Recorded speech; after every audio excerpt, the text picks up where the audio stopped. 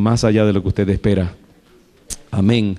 Vamos a la palabra del Señor en la epístola a los Romanos. Epístola a los Romanos, capítulo 1. Yo les dije, para los que nos visitan o los que no están aquí, no estuvieron aquí el domingo, hace como 2 domingos atrás, hablamos acerca de que íbamos a estar haciendo una serie de sermones sobre la epístola o basada en la epístola a los Romanos. Yo comencé, ustedes recordarán, con el capítulo 8, como simplemente una pequeña meditación. El Señor me llevó a 4 sermones basados en el capítulo 8 y decidí, mira, ¿por qué no continuar en la epístola a los Romanos, que tiene tanta profunda enseñanza? Algunos le han dicho que es la corona de las epístolas y de los libros teológicos de la iglesia. Es un documento, un tratado tremendamente profundo y rico en enseñanza doctrinal. Y hay mucho aquí que nosotros podemos aprovechar. Así que estamos yendo en esa dirección. Vamos al versículo 18 del capítulo 1. Yo simplemente voy a tomar algunos conceptos de aquí hasta donde el Señor me dé tiempo en esta mañana. Romanos 1, 18. Quiero retar a los hermanos del audiovisual en el futuro que ojalá que podamos poner cuando se pueda yo sé que se va a tomar un tiempecito hacer eso, pero quizás que podamos poner los textos aquí para que algunos hermanos que todavía están llegando a ese punto de traer sus Biblias todos los domingos puedan leer la palabra aquí arriba, ¿no? Pero Romanos 1, 18 dice: porque la ira de Dios se revela desde el cielo contra toda impiedad e injusticia de los hombres que detienen con injusticia la verdad. Gracias, Gloria. Que detienen con injusticia la verdad. Porque lo que de Dios se conoce les es manifiesto. En otras palabras, les es claro, les es aparente y obvio. Pues Dios mismo se lo manifestó. Porque las cosas invisibles de Él, su eterno poder y deidad, se hacen claramente visibles desde la creación del mundo, siendo entendidas por medio de las cosas hechas, de modo que no tienen excusa. Pues habiendo conocido a Dios, no le glorificaron como a Dios, ni le dieron gracias, sino que se envanecieron en sus razonamientos, y su necio corazón fue entenebrecido. Profesando ser sabios, se hicieron necios, y cambiaron la gloria del Dios incorruptible en semejanza de imagen de hombre corruptible, de aves, de cuadrúpedos y de reptiles. Por lo cual también Dios los entregó a la inmundicia en las concupiscencias de sus corazones, de modo que deshonraron entre sí sus propios cuerpos, ya que cambiaron la verdad de Dios por la mentira, honrando y dando culto a las criaturas antes que al Creador, el cual es bendito por los siglos. Amén. Por esto Dios los entregó a pasiones vergonzosas, pues aún sus mujeres cambiaron el uso natural por el que es contra naturaleza, y de igual modo también los hombres, dejando el uso natural de la mujer, se encendieron en su lascivia unos con otros, cometiendo hechos vergonzosos hombres con hombres, y recibiendo en sí mismos la retribución debida a su extravío. Y es necesario que yo lea esta parte para balancear lo que acabamos de leer. Permítame, yo sé que es una lectura un poquito pesada y desagradable hasta cierto punto, pero ahí es donde estamos, y vamos a ir a otras áreas más adelante, pero ahí es donde estamos ahora. Dice: y como ellos no aprobaron tener en cuenta a Dios, Dios los entregó a una mente reprobada para hacer cosas que no convienen, estando atestados de toda injusticia. Mire aquí una lista grande de pecados, que no incluye solamente el pecado de la homosexualidad que hemos señalado, sino una serie total, muy abarcadora, de diferentes tipos de pecados. Injusticia, fornicación, perversidad, avaricia, maldad, llenos de envidia, homicidios, contiendas, engaños y malignidades, murmuradores, detractores, aborrecedores de Dios, injuriosos, soberbios, altivos, inventores de males, desobedientes a los padres. Eso como que está raro ahí en medio de todos esos crímenes, ¿no? Desobedientes a los padres, jóvenes, pongan atención. Necios, desleales, sin afecto natural, implacables, sin misericordia. Esas son todas las obras de la carne que Pablo relata también en Gálatas capítulo 5 en una manera diferente. Quienes, habiendo entendido el juicio de Dios, que los que practican tales cosas son dignos de muerte, no solo las hacen, sino que también se complacen con los que las practican. Palabra de Dios. Como digo, hermanos, es una lectura pesada para un domingo, cuando uno quiere simplemente que le digan que Cristo le ama y que te espera un buen almuerzo al final del servicio. Pero no venimos a la iglesia simplemente para que nos arrullen y nos hagan sentir bien. Amén. Venimos para que nos apliquen la sana palabra de Dios, la sana doctrina, la lejía, el jabón ese fuerte que nos limpia y que al escucharlo se produce una catarsis, una limpieza. Al meditar en estas cosas podemos exorcizar y sacar fuera de nosotros en una manera esas tendencias que todos tenemos y que todos compartimos en una manera u otra. Pero es la palabra del Señor y yo creo que uno debe detenerse donde la palabra de Dios se detiene y pasar a través de la palabra del Señor, no huir de ella ni hacer atajaderos ni dar la vuelta por otros lugares como hacen a veces tantos cristianos y tantos pastores. En el deseo de no escandalizar, no confrontar, evitamos lugares que son desagradables. Y lo que hacemos entonces es que les robamos a nuestras congregaciones la posibilidad de ser sanadas por la palabra de Dios y ser instruidas por la palabra del Señor.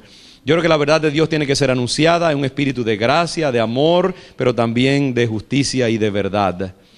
Con temor y temblor, mirándose uno mismo, no sea que uno también caiga en lo que uno está proclamando. Pero la humildad y la mansedumbre y el reconocimiento de nuestro propio pecado no excluye el anunciar la verdad de Dios. Creemos que son dos cosas como que, si tú no tienes las cosas perfectas, entonces ¿por qué no?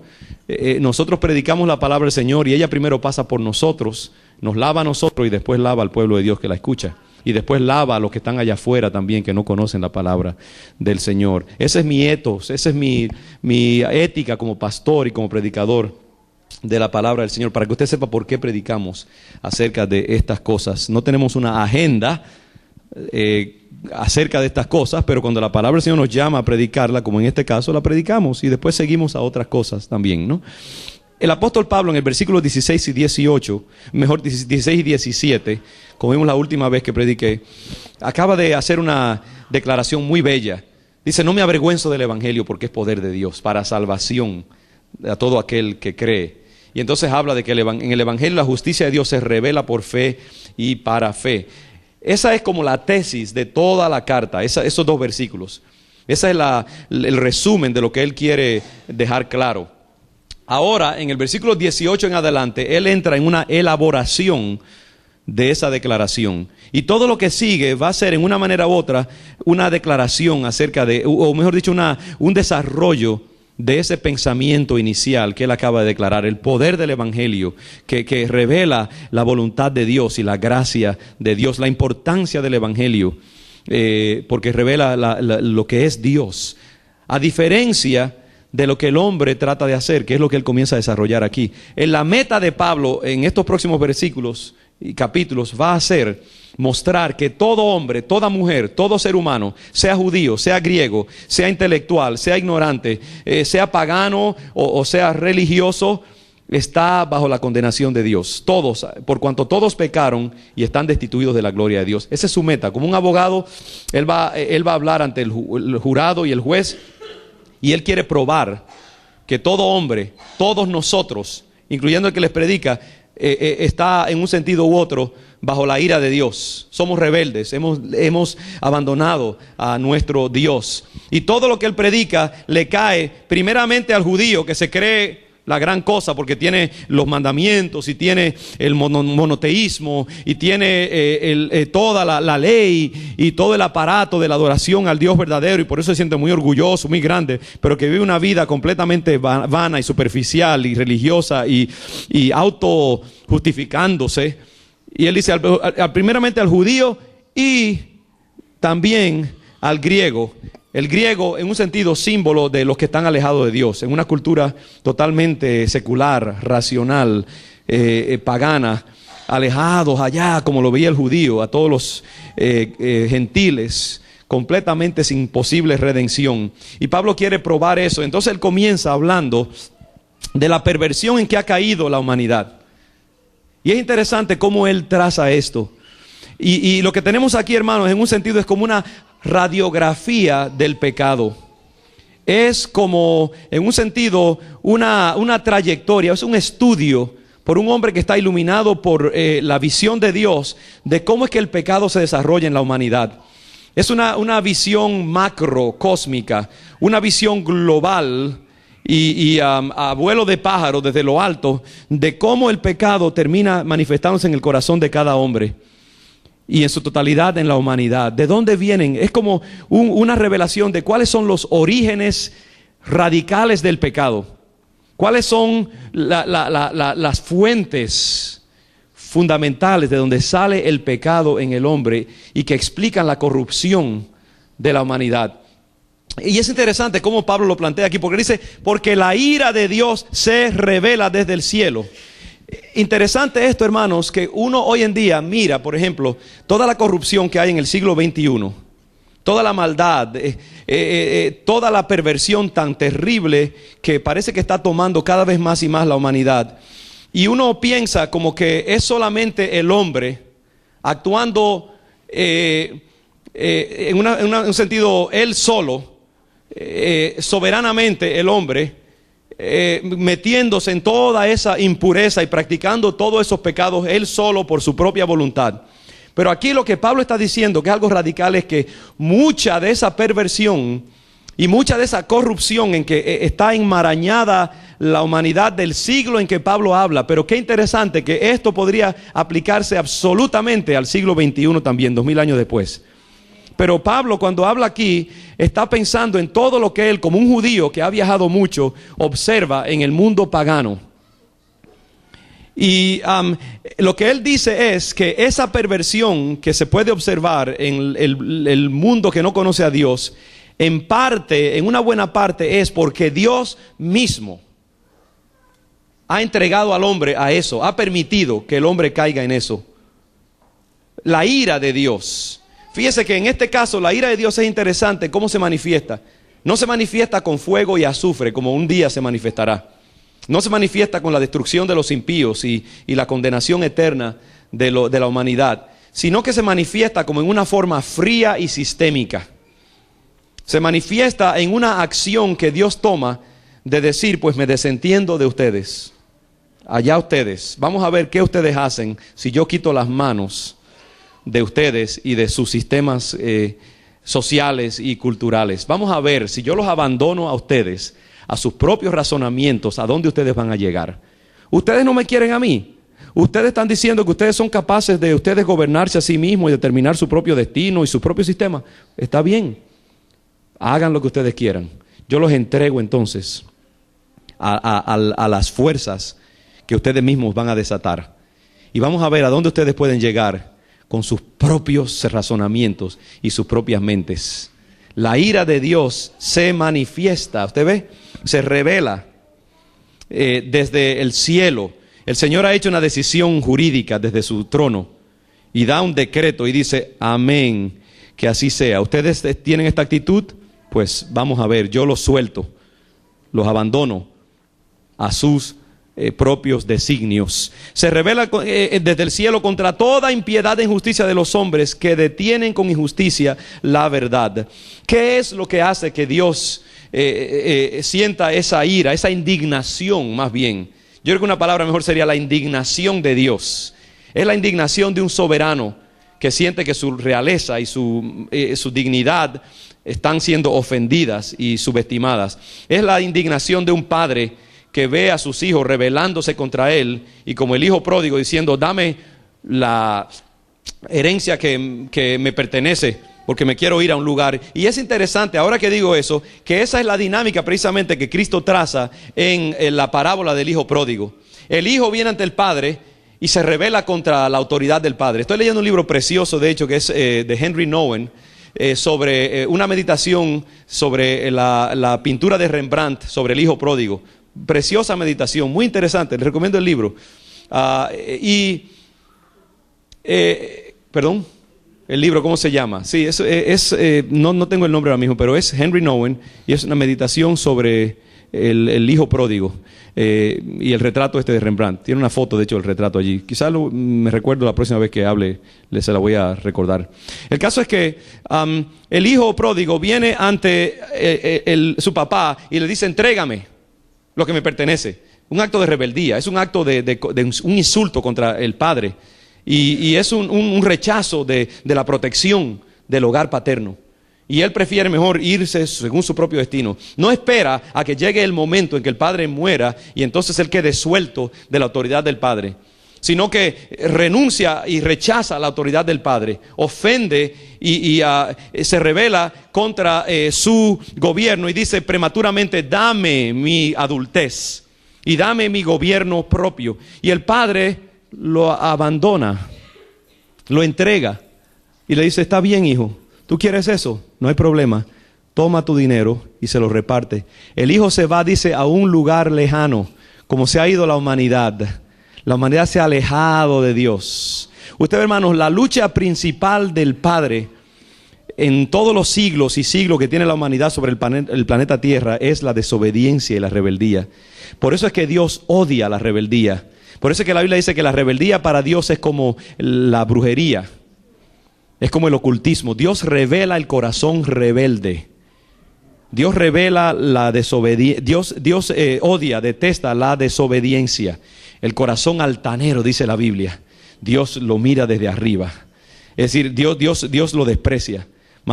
Dice, y al corazón humilde Él lo ama, pero al altivo mira de lejos. Porque hay algo, la esencia del drama de la caída del hombre en la tierra y de todo el pecado que existe en el cosmos es por la rebeldía.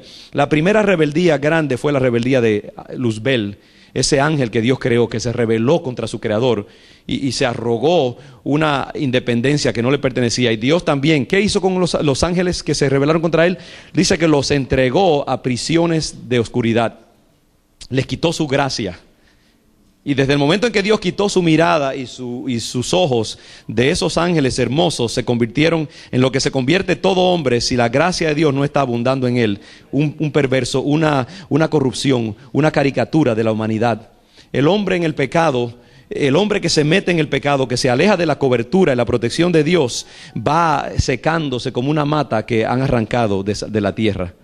Porque lo que nos mantiene como seres humanos privilegiados es la imagen de Dios, imago Dei, la imagen de Dios en usted y en mí, la estampa divina en nosotros. Si Dios no nos retuviera eso, hermanos, seríamos demonios.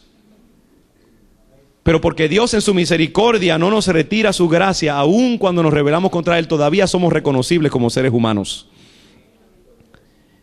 Pero por eso es tan importante estar pegaditos de la gracia de Dios. Como dice el salmista David, como el niño destetado de su madre. Hermanos, estamos en unos tiempos que tenemos que caminar como los muchachitos en los malls, que tienen miedo de que su mamá se les vaya a perder, que se agarran de la falda de la mamá y la mamá tiene que estarlo empujando porque no la dejan caminar. Tenemos que estar pegados así, porque es solamente esa gracia de Dios transmitiéndose a nosotros en este tiempo que nos puede guardar del mal que hay en la humanidad. Porque cuando nos alejamos, estamos perdidos. Ese joven en la parábola se fue a ese lugar lejano. ¿Y qué pasó? Se le fue el dinero rápidamente, se le fue toda su dignidad, todos sus recursos, vivió perdidamente. ¿Y qué pasó? Al final estaba comiendo de las algarrobas que comían los cerdos. ¿Qué era eso? La depravación total. Queda reducido a un estado animal. Esa es la trayectoria espiritual de todo ser que se separa de la autoridad del Padre. Todo acto de rebeldía termina en la perversión total, la pérdida de la imagen de Dios, el creciente enlodazamiento del ser humano. Solamente cuando Dios, a través de su tubería mágica, está administrándonos su gracia continuamente y las bendiciones de su palabra, podemos permanecer limpios y ser hechos a la imagen de Cristo Jesús. Pero ese joven, al alejarse de la tutela de su padre, cae en lo peor, ser como un animal, comer. ¿Y cuál es la ilustración más grande del animal? El cerdo. El cerdo que se goza en el lodo. El cerdo es la imagen de todo lo sucio, todo lo vil, ¿no? Y ahí termina, hasta que vuelve en sí y regresa a la autoridad del Padre. Y entonces, ¿qué pasa? Que su belleza le es restituida, su dignidad le es restituida, el anillo de autoridad de la casa, la ropa y su posición de hijo vuelve otra vez. Y esa es la trayectoria. Todo hombre, toda mujer que persiste en vivir según su propia voluntad termina en todo lo contrario. Queriendo ser alto se hace pequeño, queriendo ser noble se hace bajo, queriendo ser digno se hace totalmente perverso. Pero cuando se humilla, entonces es levantado otra vez. Nunca trates de vivir tu vida conforme a tus propios designios. Mientras tú más te rebajes ante el Padre Celestial, más Dios te levantará. Mientras tú más te humilles delante del Señor, más bendecido serás. Mientras más obediente seas, más digno vas a ser. Mientras más tú busques la aprobación y la voluntad del Padre, más gloria vendrá a tu vida. Pero aquí Pablo nos dice otra cosa muy diferente. Dice que Dios, como los hombres se rebelan contra Él. Fíjese, dice, la ira de Dios se revela desde el cielo contra toda impiedad e injusticia. Las palabras en el griego es asebia y adikiai. Son dos palabras que indican falta de algo. Ese prefijo a, que se usa también en el español, quiere decir carente de. Por ejemplo, asebia, la palabra griega para piedad es eusebia. Simón, por ejemplo, en la Biblia, en el comienzo del Evangelio, era un hombre eusebio. De hecho, si alguien se llama Eusebio aquí, quiere decir piadoso. Eso es gratis, ahí no le voy a cobrar nada por eso. Asebia, la ira de Dios se revela contra dos cosas, ¿ves? ¿Por qué Dios se aira? ¿Cuál es el origen de esa perversión del hombre? Antes de que la ira de Dios se revele contra el hombre, viene la rebeldía del hombre. Viene el rechazo de Dios. Esa palabra asebia, que en inglés se traduce godlessness, quiere decir, es como es una actitud más bien. Asebia se refiere a una actitud de rechazo de Dios, altanería contra Dios, rebeldía, resistencia contra Dios. Es una actitud de ensimismamiento y de ponerse en contra de Dios. Es algo interno de la mente y del corazón. Y es así, hermanos, ¿qué pasa? Lo primero que hace el hombre es que en su corazón se rebela contra Dios. En su corazón dice, yo no quiero a Dios, no me interesa, prefiero mis propios caminos, prefiero mis propias definiciones. Prefiero las cosas que a mí me dan placer y que me parecen mucho más nobles, más altas, más sofisticadas, más complejas que lo que me ofrece ese evangelio sencillo, esa palabra sana. El hombre siempre se va detrás de los ajos y las cebollas y los picantes de Egipto. No quiere el maná de Dios. Yo creo que cuando Dios le dio maná al hombre en el desierto, estaba diciendo algo. Miren, cuando yo doy comida, yo no le pongo tabasco, no le pongo sal, no le pongo ajo. Mi comida es sencilla, sana, pero da vida. Es pan del cielo. Por eso es que los placeres de la santidad no son tan atractivos como los placeres de la corrupción. Y por eso es que los hombres nos enamoramos y nos adictamos a los placeres de la corrupción. Porque hay que admitir que son más sabrosos y más picantes que los placeres de la santidad. La sexualidad sana de Dios no es una sexualidad tan atractiva y tan placentera como la sexualidad digna y sana de una vida matrimonial. ¿Usted entiende? Tiene su belleza la vida matrimonial, pero no tiene ese sazón que lo que hace es que te da dolor de estómago después que lo disfrutas. Esa resaca que te queda después de la noche de la borrachera y que te quema tu cerebro y te quema tus fuerzas, no es el placer. Cuando Dios te da un placer, es un placer suave, digno, hermoso, que te deja un buen sabor en la boca, te edifica, te levanta, te fortalece. Pero lo que el diablo da es algo que te quema, te destruye y te carcome por dentro y te sorbe la bendición que él aparentemente te dio. Recuerda eso siempre. Te metes una dosis de droga y te sientes allá en las nubes y ves ángeles y ves extraterrestres y ves de todo, pero cuando baja lo que queda es una adicción que te va atrayendo más y más a la imagen del diablo y te va absorbiendo la vida y destruye tu matrimonio, destruye tu mente, destruye tus emociones, destruye tu espíritu, destruye tus relaciones humanas, te quita la vitalidad de hombre o de mujer, te quita la imagen de Dios. El diablo te dice, mira, te voy a dar una experiencia que vas a volar por la estratosfera, pero cuando te caigas te estrellas contra el suelo, ¿sabes? Y lo que queda es un huevo frito sobre la superficie caliente sobre la cual te caíste. Y tenemos que ser inteligentes, hermanos. Tenemos que decidir, ¿quiero yo los placeres de Egipto o los placeres suaves pero benéficos y bendecidos del pueblo de Dios, el maná de Dios? ¿Qué quiero yo, las ollas de Egipto o el maná de Dios? Tenemos que decidir eso. En algún momento cada uno de nosotros tiene que decidir el maná de Dios o las ollas de Egipto. Eso es lo que Dios le está diciendo a su pueblo en este tiempo. La ira de Dios se manifiesta porque los hombres prefieren rebelarse contra Dios. Prefieren los placeres y las experiencias que le depara su propia mente. Me he quedado ahí, no me puedo salir de este punto. Hermanos, ¿qué fue lo que le pasó a Eva y a Adán en el huerto del Edén? ¿Cuál es el drama que se desarrolla allí? Dios les dice, mira, les voy a dar de todo lo que ustedes quieran en este jardín. Y eso es una imagen de que Dios nos dice, mira, hijo, hija, yo tengo para ti todo lo que tú quieras del mundo. Disfruta de todas las cosas. Pero respeta mis límites que yo te pongo. Y Dios le dijo, hay un árbol allí, hay una esencia, hay una sustancia, hay una experiencia que yo no quiero que tú tengas todavía, porque no estás preparado para tenerla. Es la lucidez que te va a deparar esa sustancia que si tú la pruebas, te va a abrir, te va a dar una percepción diferente de quién tú eres y de la realidad. Fíjese que Dios no le estaba diciendo que fuera mentira eso. Le estaba diciendo simplemente, eso no es para ti ahora mismo. Y hay algo, hermanos, que el hombre intelectual, el hombre racional adora. En el siglo XX, en el siglo XXI, yo creo que desde el Renacimiento para acá, eso se ha hecho un tema de todos los documentos que uno lee en la literatura, en el arte, la filosofía, en la ciencia. Hay algo cuando el hombre se aleja de Dios. Usted ve, hay una percepción del mundo y de la realidad que solamente se da cuando uno pierde la inocencia y se aleja de la gracia de Dios. Entonces, cuando tú te sueltas a tus propios razonamientos y le dices no a Dios, hay una capacidad intelectual muy grande que viene a tu vida. Hay una capacidad analítica, crítica, muy poderosa que tiene el hombre moderno rebelde contra Dios. No se le puede desquitar eso, es verdadero.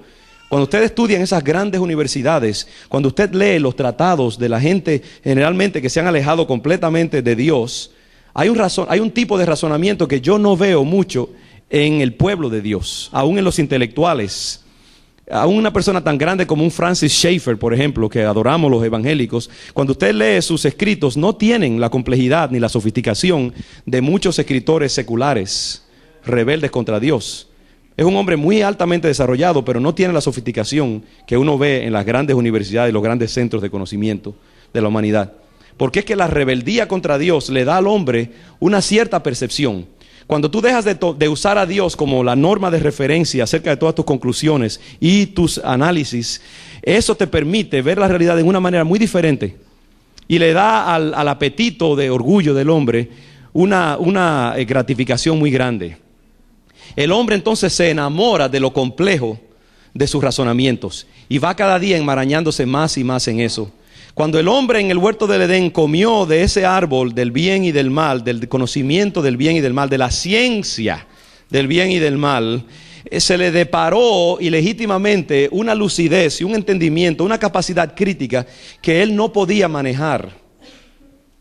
Y entonces ya no podía ver a Dios de la misma manera como el niño ve a su papá, que todo lo que le dice su papá, el niño dice sí y amén. Y si su papá le dice que él puede levantar un tanque de guerra con una mano, el niño dice, wow, papi, qué fuerte tú eres. El niño no cuestiona al padre, el niño ve a través de los ojos del padre. Y eso le da al niño una protección muy grande, pero también le da una sencillez muy, muy grande. El niño no es muy complejo en su forma de ver las cosas. Y Dios quería esa inocencia en el hombre. Dios quiere, hermano, la sabiduría de Dios es una sabiduría sencilla. Es una sabiduría que no destruye. No es una sabiduría muy sofisticada, ni muy... y eso habría que trabajarlo más aún todavía. Porque hay una sabiduría que Dios da después que es muy sofisticada, pero viene solamente después que uno se ha humillado y uno ha entregado su voluntad al Señor. Entonces Dios te la da en una forma legítima. Yo creo que un día Dios le hubiera dicho a Adán y Eva, pueden comer de ese árbol ahora. Ya cuando me obedecieron, ahora cómanlo. Pero vino Satanás, que ya había probado de esa lucidez y se había rebelado contra Dios, le dijo a Adán y Eva, ahora coman. Lo que pasa es que Dios es un viejo envidioso que no quiere que ustedes coman de eso, porque si lo comen van a ser igual que Él. Usted ve, era una lucha por el conocimiento, la capacidad crítica, la capacidad inclusive para criticar a Dios y para criticarse a sí mismos y verse a sí mismos con una lucidez que antes no podían verse. Por eso cuando comen del árbol se dan cuenta de que están desnudos y comienzan a verse críticamente. Comienzan a ver su cuerpo y a decir, espérate, tú estás un poquito demasiado gordito, demasiado flaco, Adán, no eres, yo no te recuerdo así. Y Eva, espérate, pero, ¿te entiendes? Comienzan a verse a sí mismos en una forma crítica y por eso se encubren. Antes eran como niños inocentes, se veían pero no se veían. No tenían esa capacidad penetrante, cortante, de discernir, de dividir, de criticar. Eso es lo que tiene el hombre sofisticado hoy en día en el siglo XXI, porque se ha alejado de Dios. Ahora, cuando Dios visita tu vida, Él sana esa sabiduría maliciosa que tenemos los hombres y comienza a purificar tu mirada, tu mente, tu razonamiento, tus pensamientos. Mire lo que dice el apóstol Santiago en el versículo 13 del capítulo 3:13. Dice, ¿quién es sabio y entendido entre vosotros? Muestre por la buena conducta sus obras en sabia mansedumbre. En el versículo 17 dice, pero la sabiduría que es de lo alto... vamos atrás, versículo 14, dice, pero si tenéis celos amargos y contención en vuestro corazón, no os jactéis, ni mintáis contra la verdad, porque esta sabiduría, este conocimiento, no es la que desciende de lo alto, sino es terrenal, animal, diabólica. ¿Ve usted sobretonos de la misma corrupción que Pablo está estableciendo en los versículos 16 y 17 de Romanos?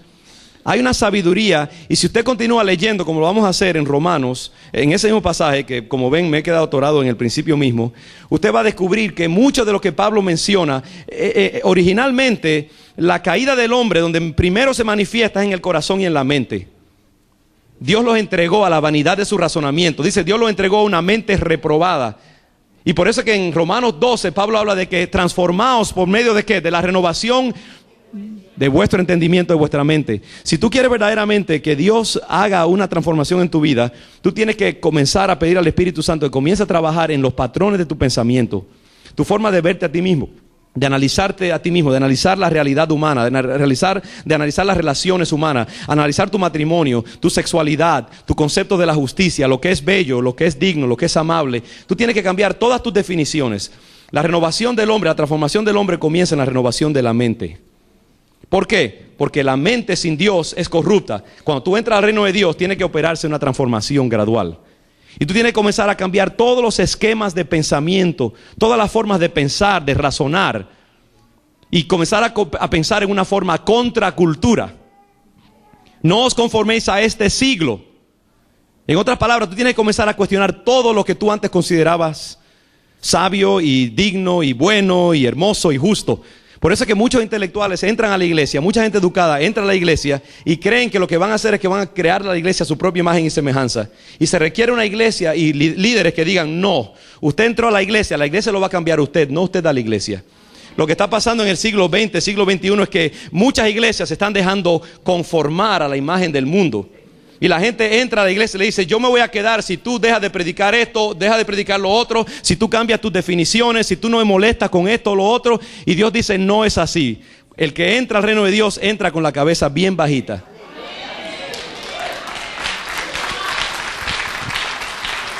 Y hay que pedirle a la humanidad, a la sociedad, a cada individuo que entra, que se prepare para recibir la obra transformadora de Dios en su mente y en su sensibilidad.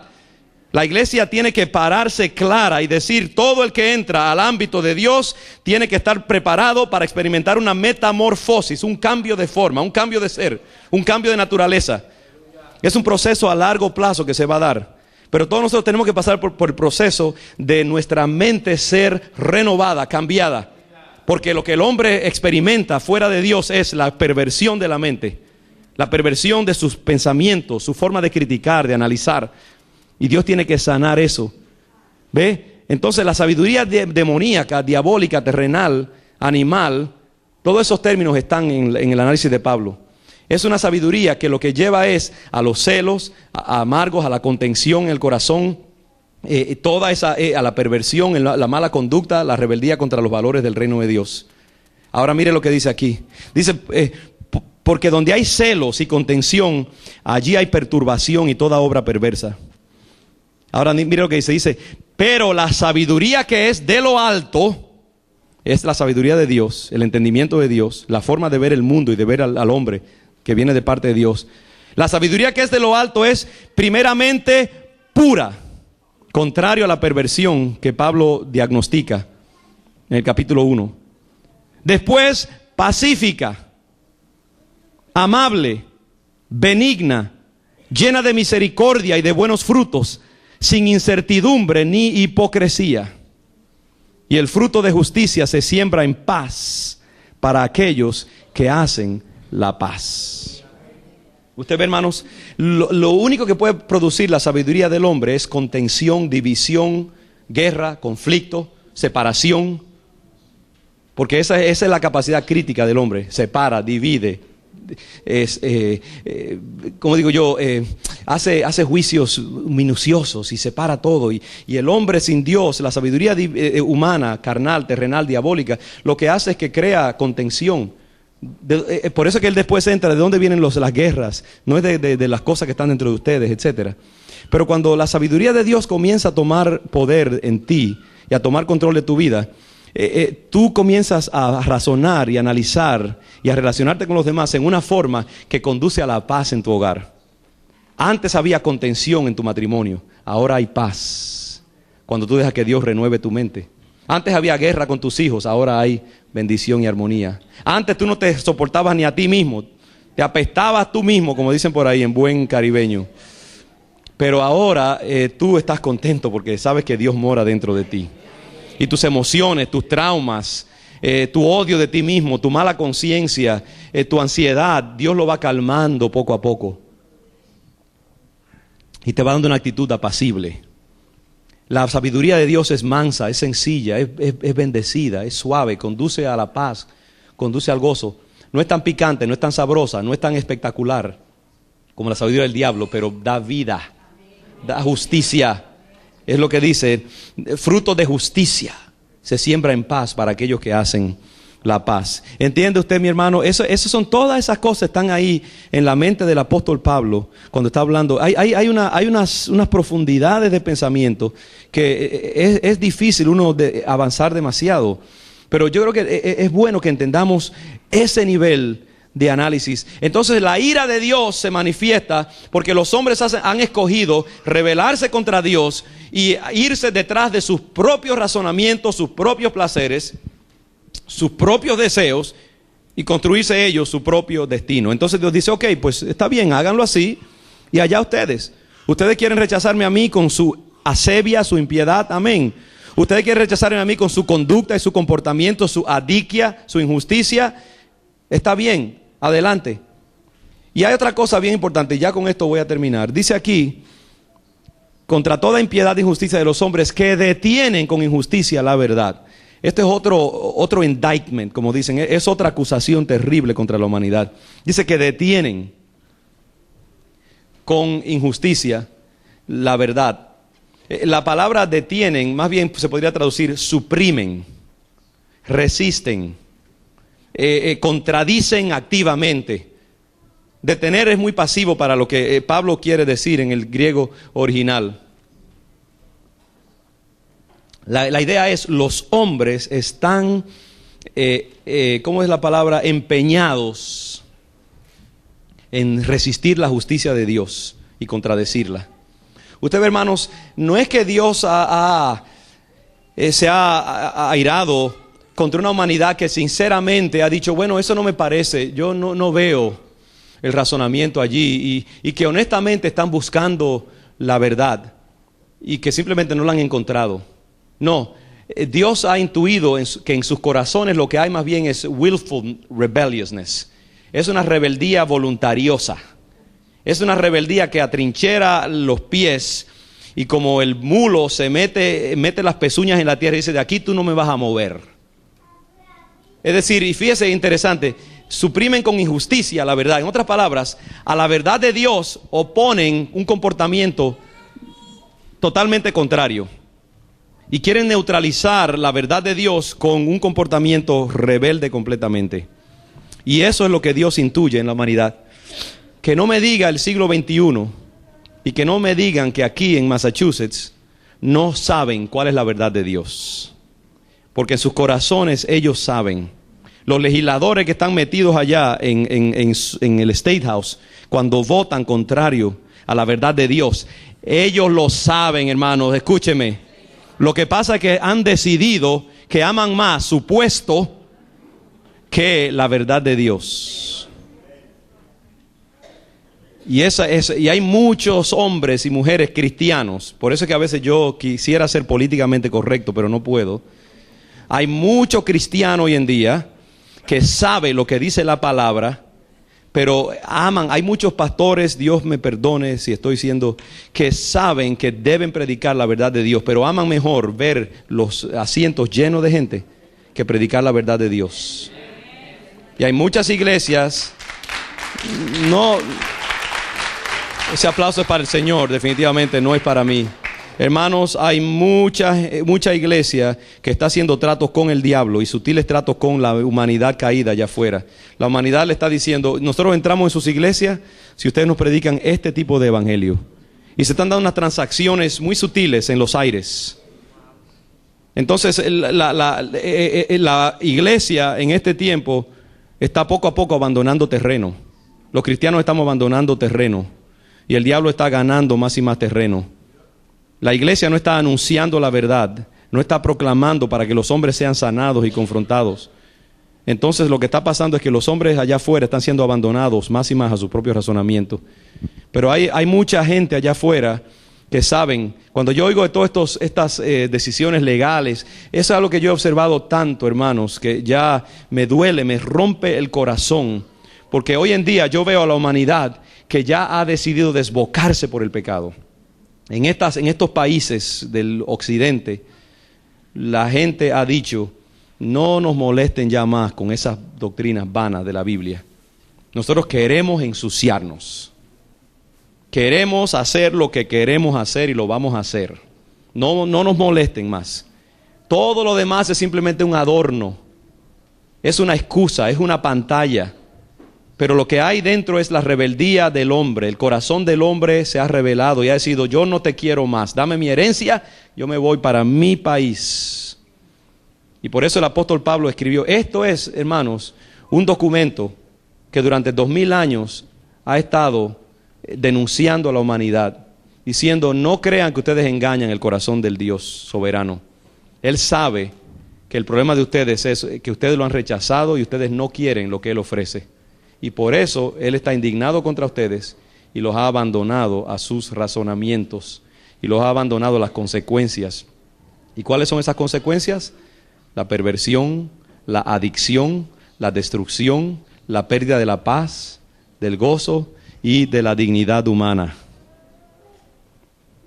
2 minutos denme para terminar en una nota positiva. Después que todo eso se ha dado, podemos volver al versículo 16 del capítulo 1. Vuelva allí conmigo. Romanos 1, 16 y 17. Gracias, Ociel, por favor, sí. Dice, porque no me avergüenzo del evangelio, porque es poder de Dios para salvación a todo aquel que cree, al judío primeramente y también al griego. Porque en el evangelio la justicia de Dios se revela por fe y para fe. Mire qué interesante. En el versículo 18 la ira de Dios se revela. Y en el versículo 17 la justicia de Dios se revela por medio del evangelio. ¿Por qué Pablo no se avergüenza del evangelio? Porque él sabe, hermanos, el evangelio es lo único que puede proteger al hombre de esa inmundicia y de esa corrupción. El evangelio es ese redil que protege a las ovejas para que el lobo no entre. El Evangelio es esa sana doctrina que al tú sujetarte a ella, te mantiene en el camino de la verdad, de la santidad, del amor, de la paz, del gozo, de la salvación, de la esperanza, de la armonía. Por eso Pablo dice, ¿cómo voy yo a avergonzar de algo que es lo que protege a la humanidad de todo lo que le viene cuando se aleja de Dios? Es a través del Evangelio que nosotros entendemos la voluntad del Padre, el carácter de Dios, su dignidad, su amor, su paz, su gracia, su mansedumbre, su paciencia, su justicia. Ahí es a través del Evangelio como nosotros podemos entonces entender qué es puro, qué es bueno, qué es justo. A diferencia del hombre que lo único que tiene es sus propios razonamientos para que le den una definición de lo que es bueno y lo que es justo, y lo lleva a las perversiones que estamos viendo hoy en día. Por eso es que yo amo el Evangelio, hermanos. Y por eso es que yo le pido al Señor, Padre, agárrame y no me dejes ir, porque yo me voy a agarrar de ti con uñas y dientes. Y éntrame en puerto seguro. Porque hoy en día, más que nunca, hermanos, tenemos que entender que solamente es en el territorio sagrado del Evangelio donde el hombre puede encontrar refugio para sus necesidades y donde puede encontrar protección verdaderamente del turbión y de los ataques de un demonio que quiere solo matar, robar y destruir. Así que, hermano, dile al Evangelio, entra en mí cada día más y más. Padre, queremos hacer tu voluntad, queremos agradarte, queremos mantenernos, Señor, dentro de tu legitimidad. Queremos permanecer, Dios, dentro del redil seguro. No nos interesan los ajos, las ollas de Egipto, Señor. Queremos lo que tú nos quieras dar. Envía tu gracia sobre este pueblo, Señor. Ayúdanos a caminar humildemente, Padre. No andar con soberbias, no andar con pretensiones, no andar con orgullos espirituales. Señor, ayúdanos a razonar en una forma sabia, apacible, espiritual, legítima, Señor. La sana doctrina es lo que queremos. Queremos ser gente sencilla de corazón, Padre. Abandonamos la sofisticación falsa del diablo, Señor. Rechazamos la arrogancia del hombre y abrazamos la humildad del Hijo que se humilla ante el Padre. Bendice esta iglesia, Padre, ayúdala a caminar, ayúdanos a caminar en sencillez. Padre, gracias porque tú nos has rescatado del hoyo, del lodo cenagoso. Ninguno de nosotros merece ni siquiera mirar a tus ojos, ni decir Padre siquiera, Padre, porque te hemos ofendido. No somos mejores que nadie, pero tú nos has elevado a los lugares celestiales con Cristo Jesús, por tu misericordia y tu bondad. Así que sigue con nosotros, Señor, sigue con esta iglesia, sigue sanándola y sigue creándote un pueblo que sea agradable delante de ti. Yo quiero preguntar si hay alguien que quiera entregar